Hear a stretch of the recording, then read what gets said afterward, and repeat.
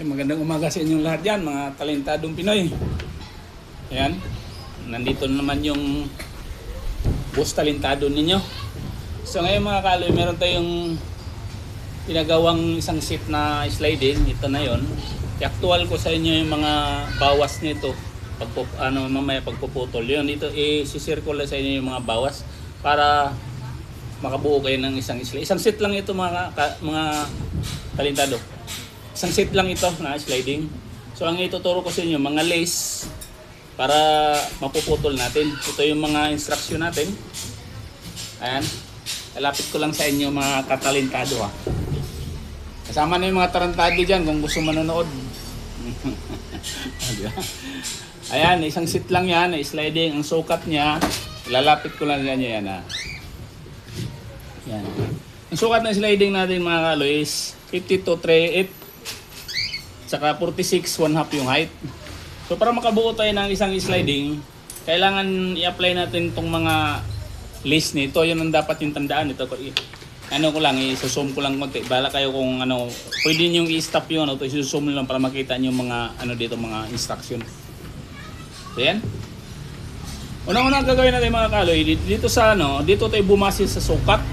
Okay, halimbawa, ito. Ito yung sa height natin, 46 1/2. Sa perimeter nito, yung perimeter, kung tawagin perimeter, yung release niya, yung natatawagin or hamba. Pero release, perimeter, yun, yung pinaka-side niyang sliding, yung daanan ng slide, di ba? Perimeter ang tawag noon. So, pagputol niyan, height niyan, height or double jam, yung magkabilang gilid, yung nakapix sa pader, yan yung sakto ang putol niyan. Kung 46 1/2 yan, 46 1/2 ang putulin natin sa height. Ngayon, sa pangalawa, yung sa lapad niya sa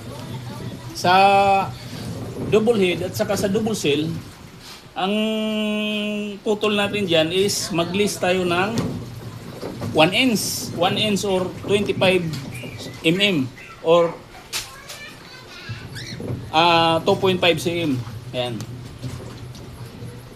So kung 52-38 yan, mag-list tayo ng 1 inch is ano na lang yan, 51-38 na lang yan. Putol natin yan sa release ng taas at saka sa baba.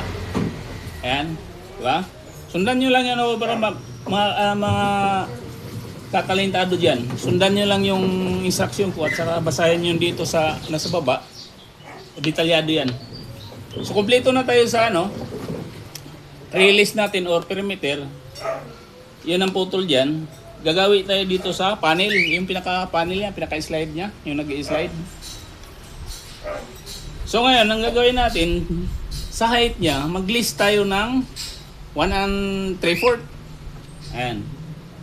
Ano to sa 7, ano pala to mga kaloy, 798 series. Kasi bawat series kasi magkaiba kasi yung list noon.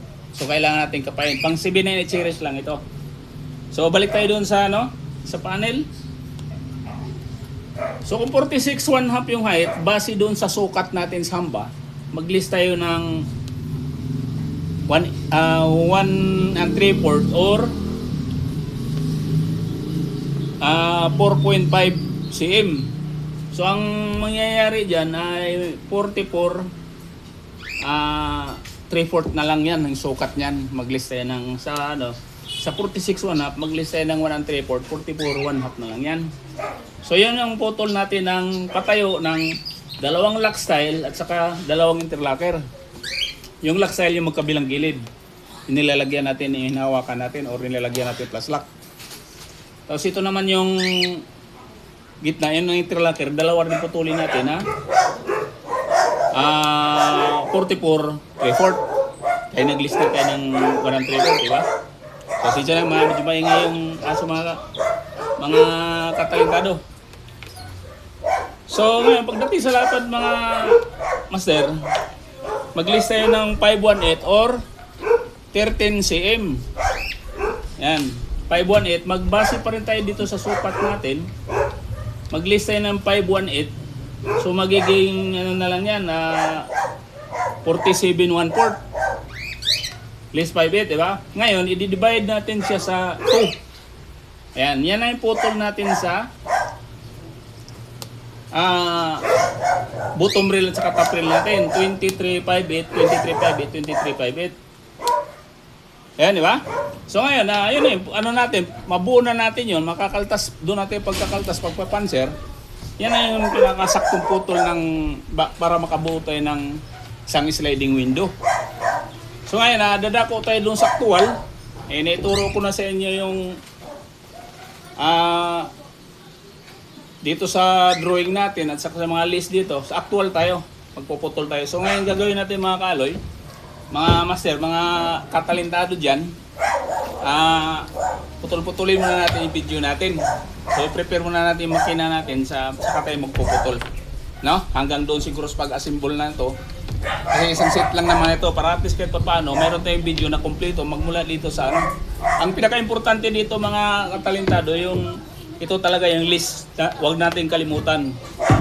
Yung mga magtatanong dyan kung saan kinukuha yung list, doon yan sa mga sinukat natin. Mayroon tayong, kung may katanungan kayo mag-comment, ituturo ko sa inyo kung saan kinukuha itong mga list nito. Mag-separate ng video para doon. No? Or mag-video ako para sa inyo kung saan kinukuha natin yung mga list na yan. Kasi bawat sliding mga katalentado, mga kaaloy dyan, iba't iba, iba't iba ang list no? Kung si B98 series, iba ang list no? Kung 900 series, iba rin. Kung 800 series or traditional, magkaiba bawat sliding. So ito pag si B98 lang yan. So yun, abangan nyo yung mga kali pagputol natin doon sa actual. No?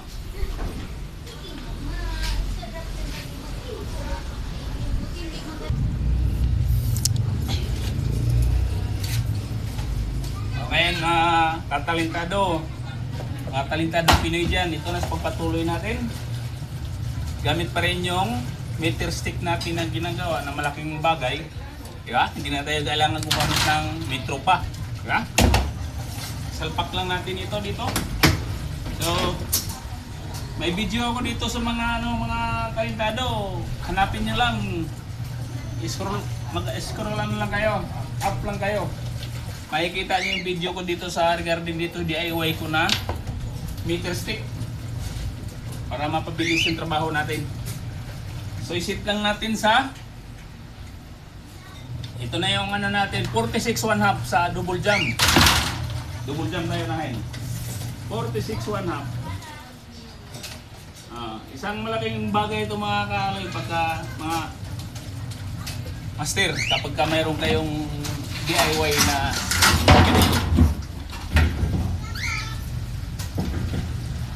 46 1/2 baliktad. May mansa dulo o putulin sana natin pero baliktarin na lang. Double jump, 46 1/2.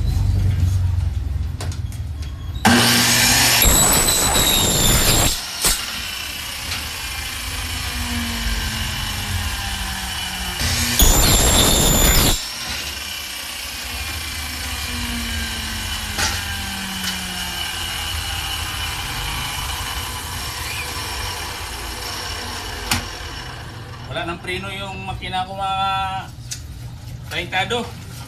Yung mga katalentado Pinoy dyan, wala nang pero yung bago kasi nito, pag bitaw mo, nagpipreno siyang pusa, di ba? Ngayon, dito tayo sa double at saka double seal. So 5238, mag-list tayo ng uno. Magiging 5138 na lang yan, yung release na yan, 5138.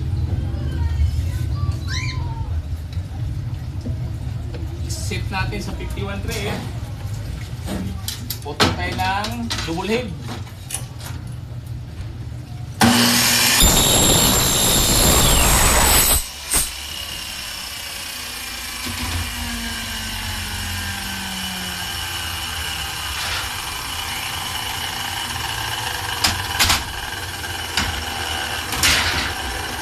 Ayan.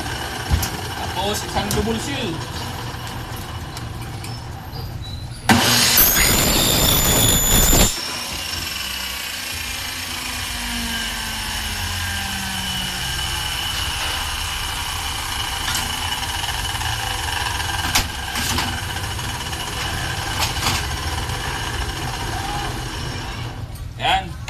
putol na yung kumpleto na yung ano natin, pinaka-release, no?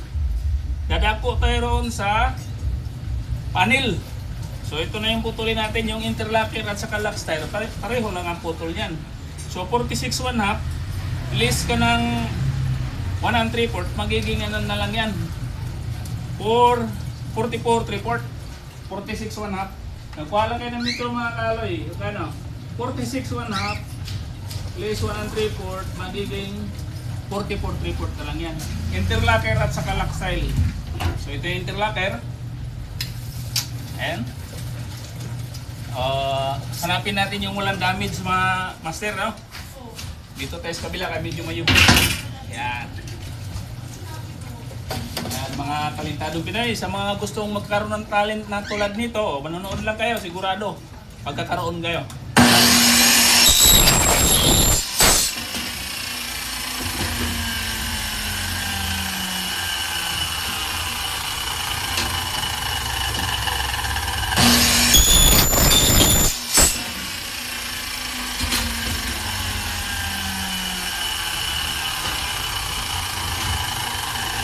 Interlocker, lock style. Ayaw lang putol, ang lock style at saka interlocker. 44 3/4.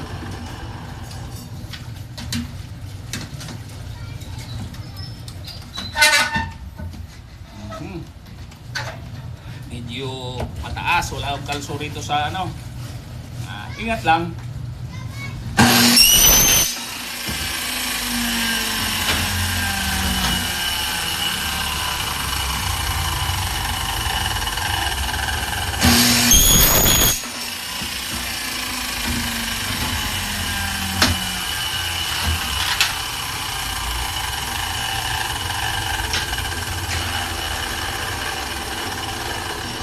So yun ang kagandahan nito mga kaloy, pag meron kayo nito, hindi na tayo magsusukat isa-isa pagka kada putol, sukat tayo ng metro, di ba? Tutok-tutok na lang natin yan.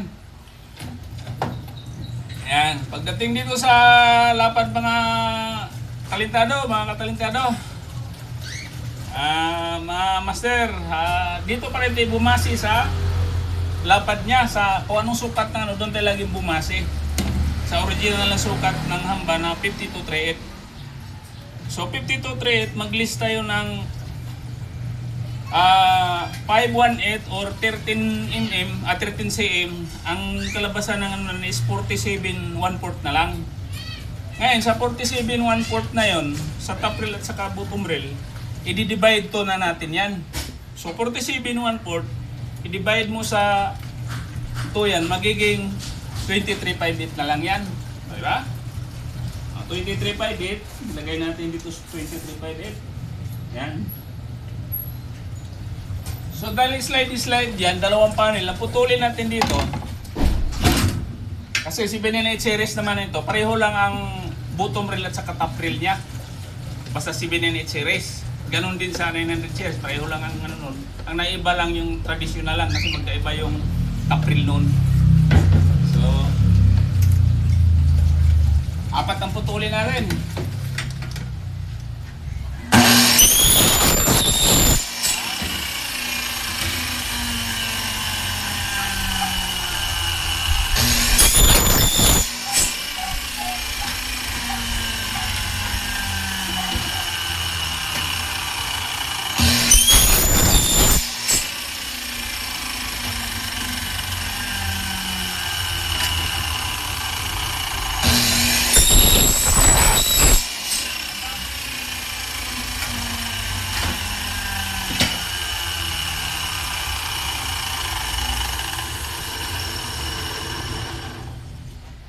Ayan.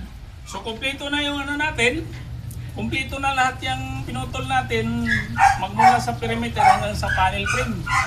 So, ang gagawin natin yan is ano na lang, papanser muna natin. Tapos, mamaya magbubuo. Ang panser kasi natin doon sa malayo pa, kaya hindi ko na live. Pero may video naman ako nauna na sa pagpapanser. So, doon na lang panoorin nyo yung pagbubutas nito. So, dadalhin ko yan doon sa panser. At para mabutasan na, tapos mamaya symbol na. So, kompleto na yan. I-ready to symbol na yan.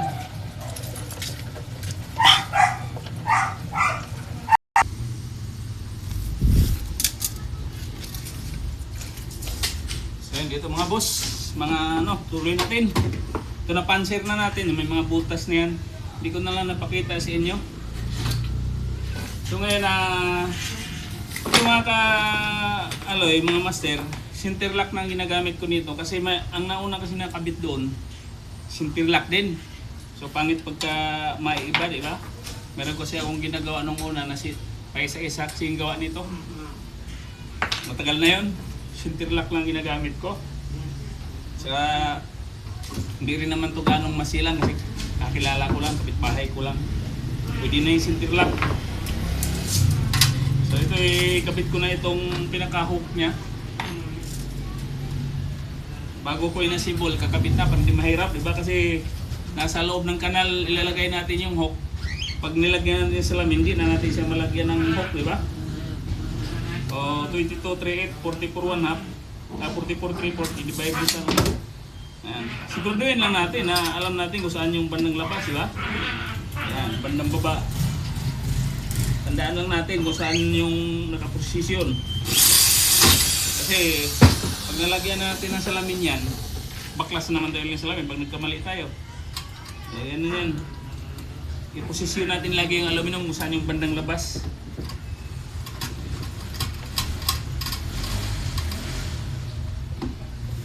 Pwede naman doon na ano to, pero ito importante ito na ikakabit na. Yung iba kasi nito dito lang ginagrinder, dinire-rebits, di ba? Nasa labas lang.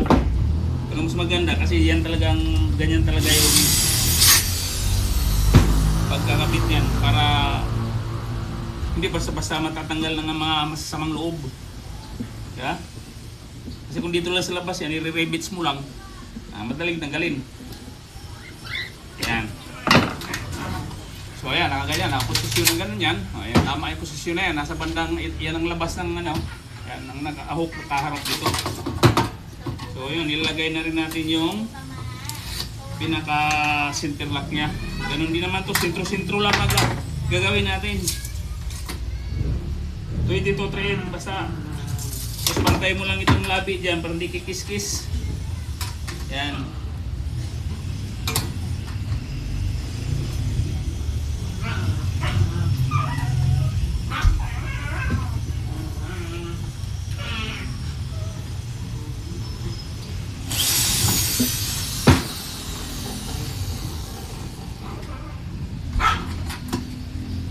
Ito, mga master, pwede nang doon na sa site ito ikakabit itong pinaka-hook niya. Pero sa akin dito, pinakabit ko na. Para pagdating doon, salpak na lang, wala nang parinahin, di ba? Yan. Basta nasa tama naman yung ano mo. Siguradong, basta alam mo saan nakaposisyon. Siguradong hindi magkakamali yan.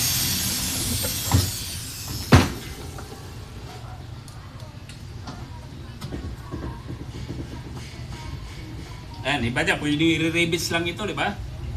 Sa akin, tinuturnilyo ko ng black screw para maganda. Flat yung ulo ng black screw eh. Check natin.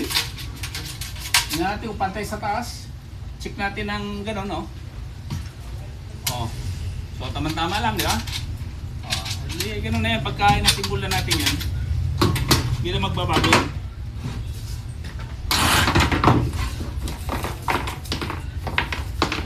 Ito yung korkay niya. Saka yung gulong pala.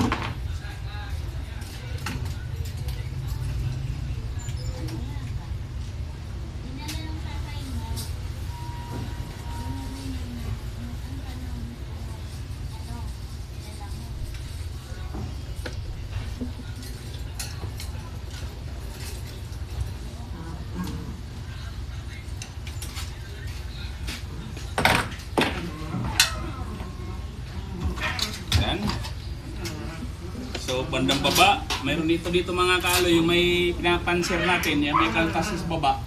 Yan ang lagyan nating gulong. Kasi kung walang kaltas yan, hindi magpareha.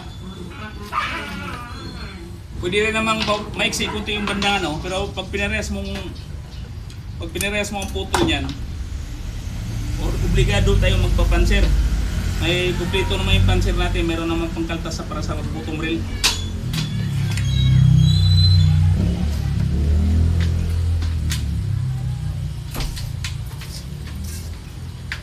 Kung wala tayong pagkalta sa bottom rail, grinding rin natin yan para bumaon.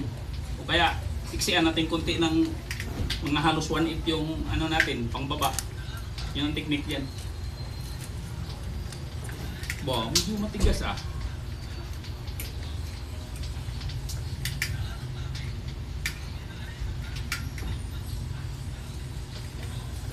Ayan.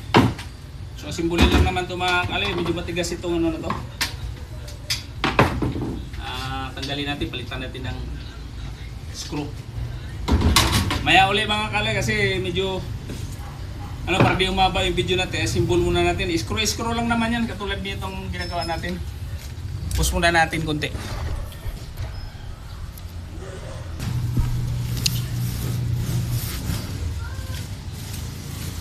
Ayan mga master. Balik tayo. Mga kalingkado Pinoy. So, medyo masikip yung ano mga idol.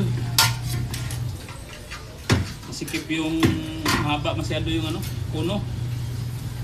So, palitan natin ng screw na 1/2 lang para madaling bumaon. Nalulustrid yung ulo kapag uno gamitin natin. Yan. Tapos yun, pandang baba. Yan, lagay natin gulong.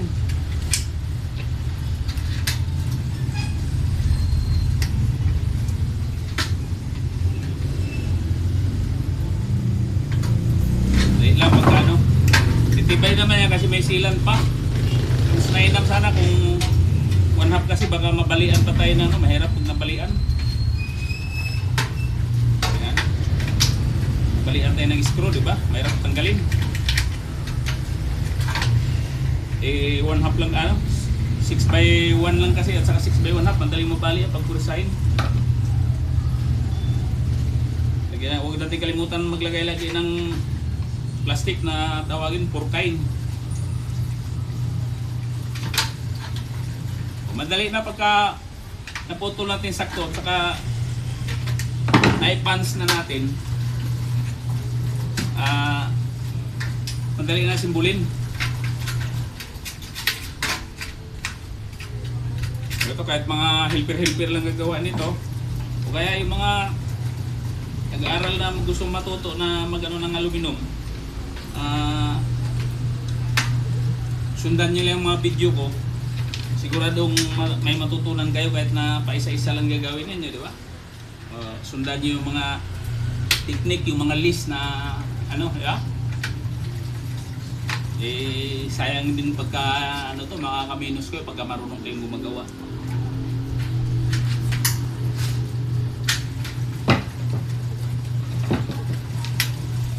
Yung iba dyan ang hinayang magturo kasi baka wala na silang gagawin, di ba?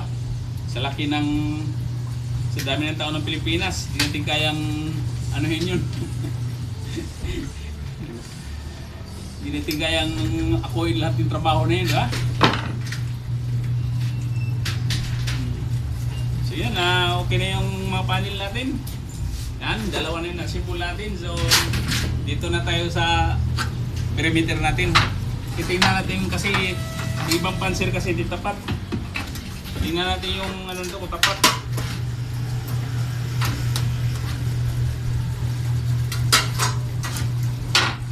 De, yung mga butas kasi na di magkatapat sa panser. Okay to. Tapat na tapat. So ito, huwag natin kalimutang lagyan rubber. Yan, kailangan yung jam natin mayroong rubber dito kasi maingay ito pag walang rubber jam. Babangga dito yung sliding natin. Yung pinaka-panel, di ba? Siksik lang naman yan mga master. Yan.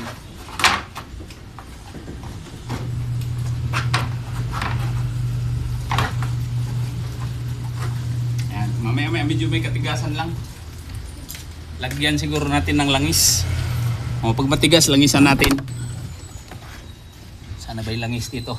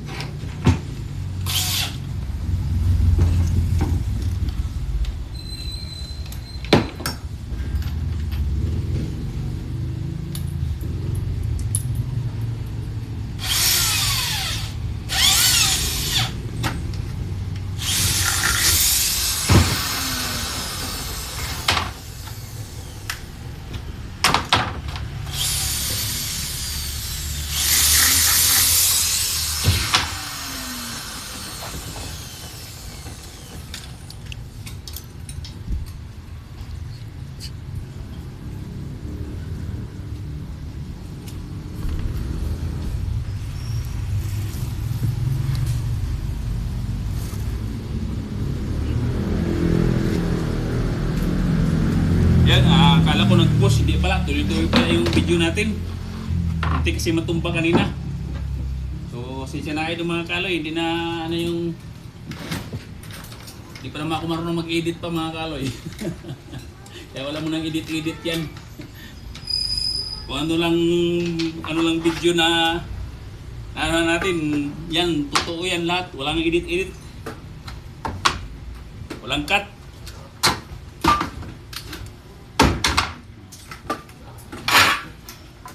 Kaya mahaba-haba yung video natin mga kaloy. Sana panoorin nyo hanggang dulo niyan. Sa mga 30 minutes na siguro. Or more than pa.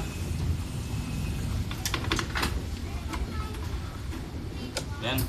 Simbolin lang naman natin itong mga stir. Yung ano natin dito. Tapos mamaya siguro hindi natin ipakita yung pagsalpak ng salamin kasi may mga video naman ako ng pagsasalpak ng ano dun, di ba? Ang main topic natin dito, yung pag-assemble ng sliding, yung mga putol. Ayun lang ang pinaka-main topic natin dito sa ano to. Mga list, di ba?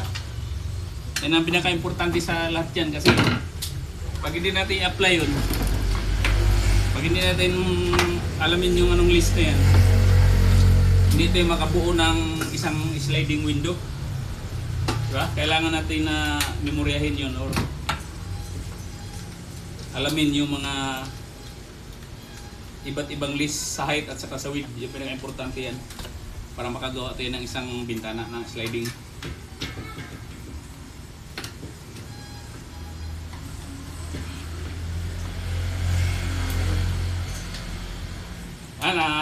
Tuloy-tuloy ko na ito video. Kunti na lang ito mga kaloy. Mga master. Tapos i-testing natin yan bago salpakan ng salamin.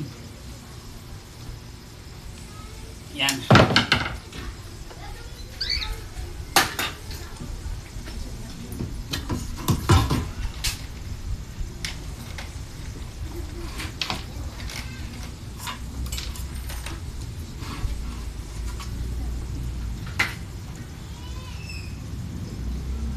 Testing natin yung panel kung sakto ba yung sukat natin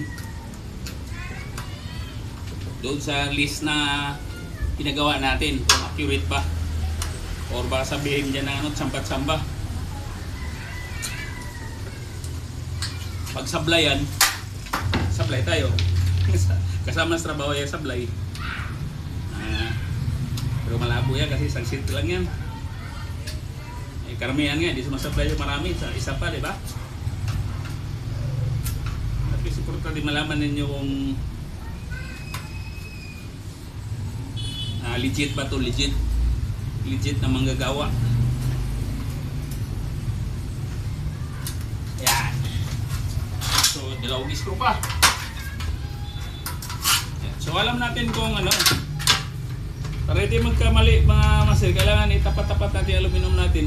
Alam na saan papalo yung ano natin. Kasi kung mabaliktad yung pagpapans natin dito, itong guma, mabaliktad natin butas, siyempre, mali na yan.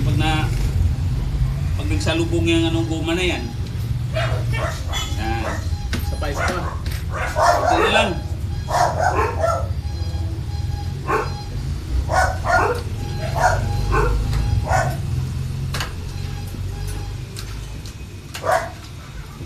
Mahirap na may pasok kung nag-iisa na lang.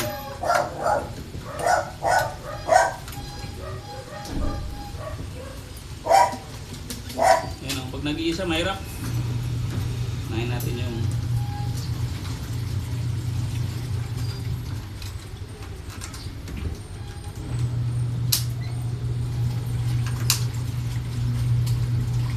yun.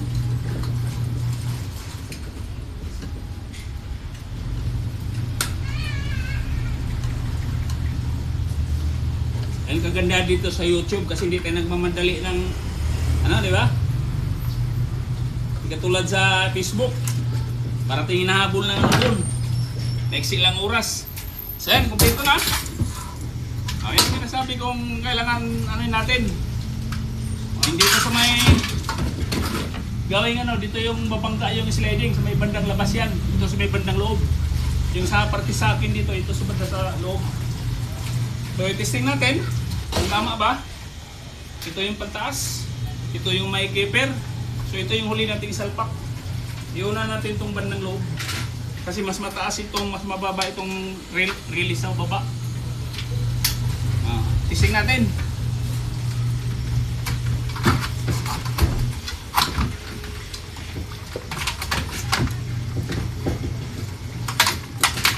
Kung masikip mga kaloy, adjust lang yan. Ibig sabihin mataas yung gulong.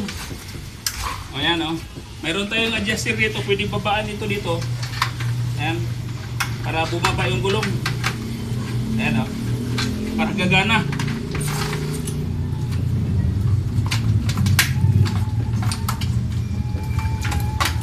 Siguraduhin lang natin na sa gitna yung relay, papasok.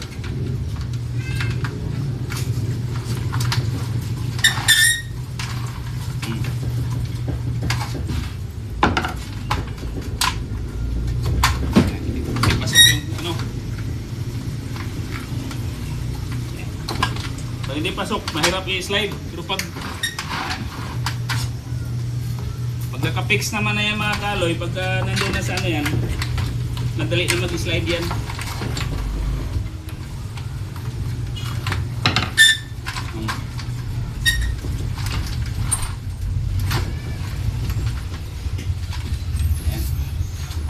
Mataas ang gulong, baba, lang, sa lamisa. Ayan. So bago natin salpak, adjustan muna natin para hindi mahirapan. Ibaba natin yung gulong muna. Ayan. Ayan, mga dalawang ikot. So ibaba muna natin to kasi hindi makita dito So sakto na to. Ayan. Kumama na. Ayan.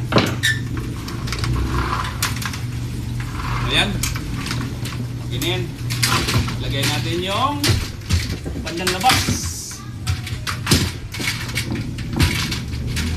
Wala pang salamin dito mga kaloy, pero testing lang ito para lang makita niyo yung kabuuan. Kasi pagka gumawa ako ng maramihan nito mga kaloy, hindi ko na tinitesting isa-isa yan. Diretso salpak na lang pagka-symbol. Diretso salpak na ng salamin yan. Baligtad. Kaya pala hindi pumasok, nasa taas ang gulong.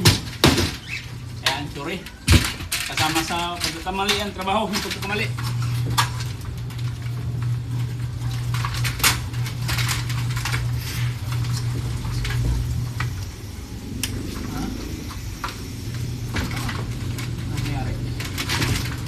Ayan, pero hindi nakaltas Ang baligtad. Hindi. Sorry mga kalay, may nabaligtad akong nabaligtad yung pambaba, pantaas. Yan, yung guide, yung plastic.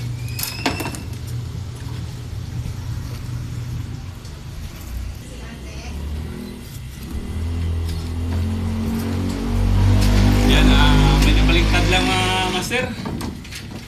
Baliktad pala yung guide natin sa napunta sa baba, kaya mahirap pala adjustin na yung isa.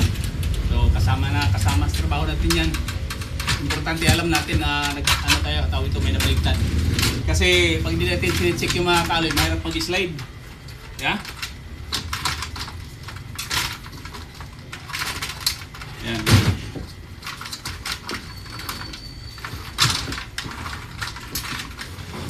Yan. Sakto lang. Lock natin. Ayan o.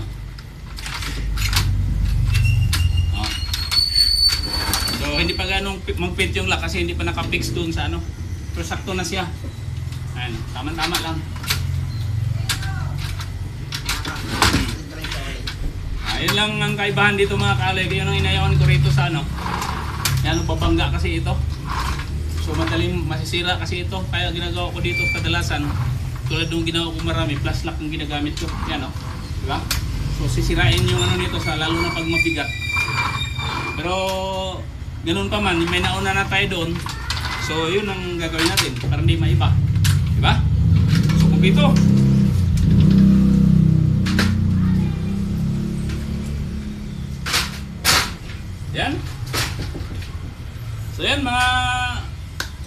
talentado, yung mga ano dyan, gustong magkaroon ng talent na tulad nito, manonood lang kayo lagi sa araw-araw at huwag kalimutang mag-subscribe at papindot na rin yung notification bell para updated kayo sa maraming parating mga video. So yun, hanggang dito na itong mga video kalay, surang haba na. Salamat sa panonood. Sana panoorin nyo hanggang dulo. Salamat and God bless us all.